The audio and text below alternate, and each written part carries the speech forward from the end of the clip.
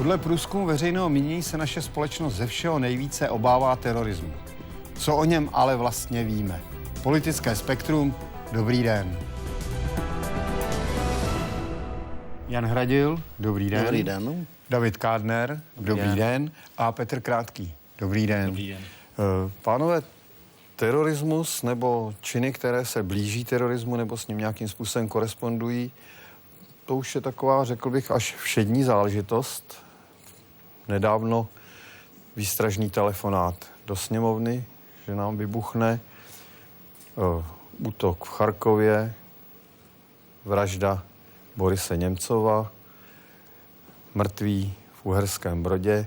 Byť někdo třeba bude říkat, že to nebyl čistý terorismus, ale domnívám se, že prvky terorismu to ten čin měl. Co si o tom myslíte? Co si myslíte o tom, že žijeme v něčem, co vlastně s čím neumíme zacházet? A česká společnost na prvním místě uvádí, že se nejvíc bojí terorismu. Já mám pocit, že se ho spojíme neustále s tím islamismem, ale ono to zdaleka tak není. Krátký. Pokud jde o vlastní definici terorismu, ta do širšího povědomí vstoupila vlastně po 11. září, kde nás zasáhl ten mediální obsah velkého útoku na vlastně civilní cíl. A když kolega hovořil o násilí vůči skupině, tak my jsme zvyklí na to, že pokud vojáci bojují proti sobě, nepovažujeme ty útoky za teroristické. A i z těch rozhodnutí Rady Evropské unie vyplývá, že ta definiční rovina terorismu spočívá v násilí politicky motivovaném za účelem dosažení určitých cílů. A nutno říct, že se to daří. Proč to ti teroristé dělají? Zpravidla mají nějakou politickou motivaci a věří, že pokud ten čin spáchají, tak se jim dostane dostatečné publicity. A popravdě řečeno se jim té publicity dostává. Pro média je to atraktivní, ale to je přesně ten důvod a to jsou ty kořeny vlastně toho terorismu. O čem jsou ty naše vlastně hodnoty? Hodnoty, které má prezentovat stát. My dneska neoslavujeme jako hrdiny vojáky, kteří za nás bojovali v Afghánistánu. Pokud ten turnus přiletí zpátky, nevítá je stejná skvadra jako hokejisty z Nagána. To jsou ve skutečnosti hrdinové, kteří bojovali s teroristy za nás, za naši zemi, ale v médiích se jim nedostává takové publicity. Ale pokud je někde krev, pokud někde dojde k nějakému útoku a jsou u toho mrtví, tak pro ta média je to nesmírně zajímavé. Takže jsme tady do jisté míry v té určité kulturní pasti. Čím více se o těchto věcech komunikuje a více se dává prostoru a určité marketingové prezentaci těch teroristů, tím víc vzrůstá jejich motivace to dělat. Ale tady byste byli v rozporu, protože pan Kádner říkal, že o tom ta společnost nic neví.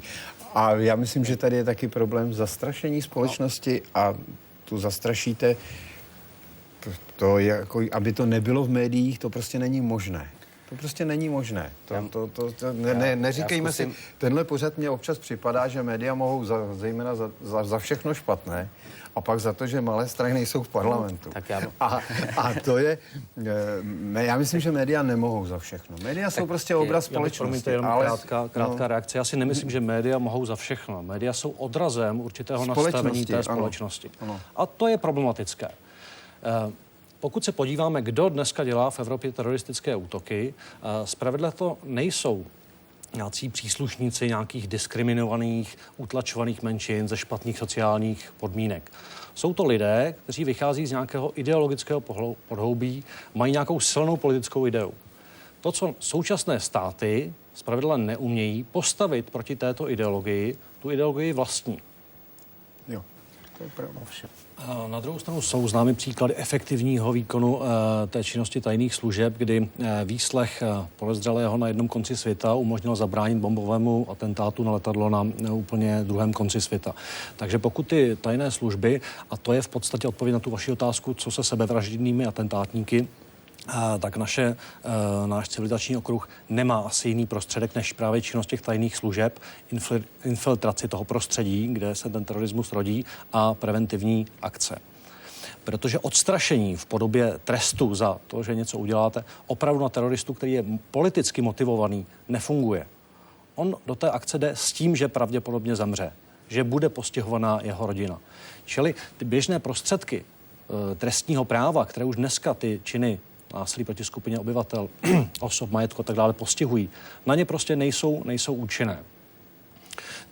Takže ten recept, který my musíme nabídnout, je posílení pravomoci těch tajných služeb a jejich efektivní výkon, který souvisí s celkovým fungováním státu a s důvěrou ve stát.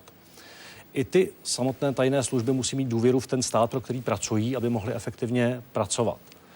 Pokud je v čele státu osobnost, která je nepolitická, v daném případě panovník, jak to prosazujeme my, asi není žádný pochyb o tom, že by byl v nějakém politickém jaksi žoldu cizí země nebo nějaké spřátelené mocnosti. Panovník může být jaký spojen s cizí zemí. A může být dokonce degenerovaný, poslední korunovaný český král.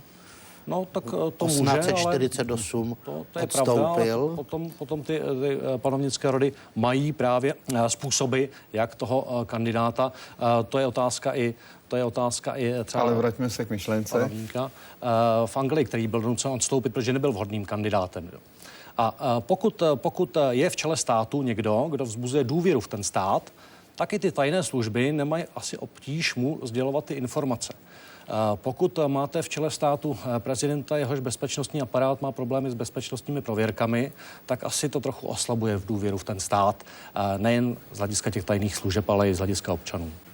Právě byl ten Uherský Brod, nebo před 30 lety Hepnarova, kdy se prostě někdo si dojde v hlavě k závěru, že společnost mu ubližuje a učiní takovouhle šílenou věc.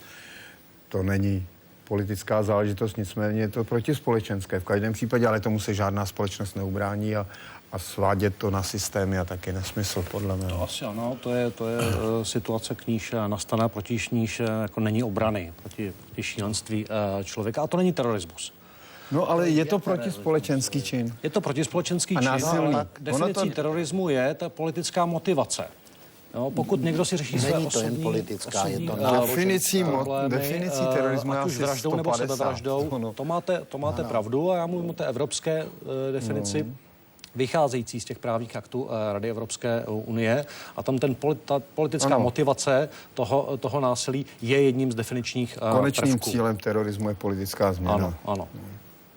Já souhlasím a už jsem o tom dneska hovořil, že ta bezhodnotovost toho současného státu, s nímž se občan nestotožňuje, který chápe jako nějaký leviatán, který je v moci buď lobbystů nebo úředníků, tak tomu s tou nepřispívá.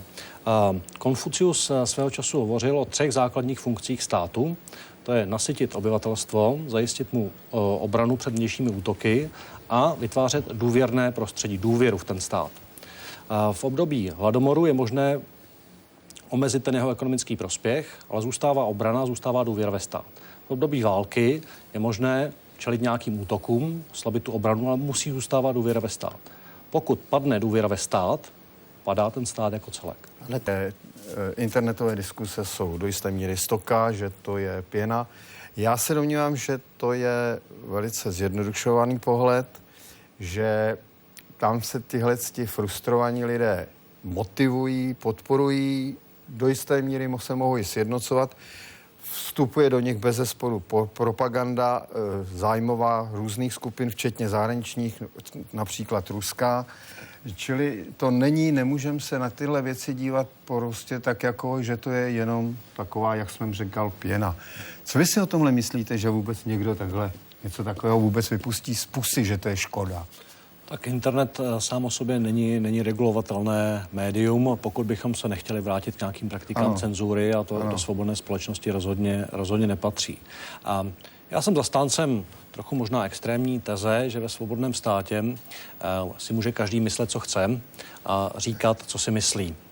Trestat se mají skutečně činy. A konkrétní násilí, konkrétní výhruška, to trestejme. To, že má někdo stupidní názory. Ale já mluvím spíš o atmosféře ve společnosti. Tu atmosféru ve společnosti něco vyvolává. Já už jsem o tom hovořil, že to, že nemáme nějaké státní hodnoty, něco, co bychom občanům nabídli, jak bychom podpořili důvěru v ten stát, konec konců i důvěrou v ten bezpečnostní aparát, protože ať už vnitřní bezpečnost nebo vnější, je to jeden z základních úkolů toho státu. Pokud občané se necítí bezpečně nebo dostatečně bezpečně, vzniká u nich frustrace. My bychom ty lidi naučit, že mohu říkat pravdu, že mi ji nikdo neomezuje, ale nesmím být verbální sprosťák. Když už je tady ale kdo v této zemi? No to je přesně o tom. Pokud se vulgárně vyjadřují nejvyšší představitelé státu, těžko můžeme chtít po občanech, aby je nenásledovali. Takže... Děkuji vám moc, děkuji, že jste přišli, příště někdy na shledanou a vám divákům také na shledanou u Politického spektra. Na shledanou.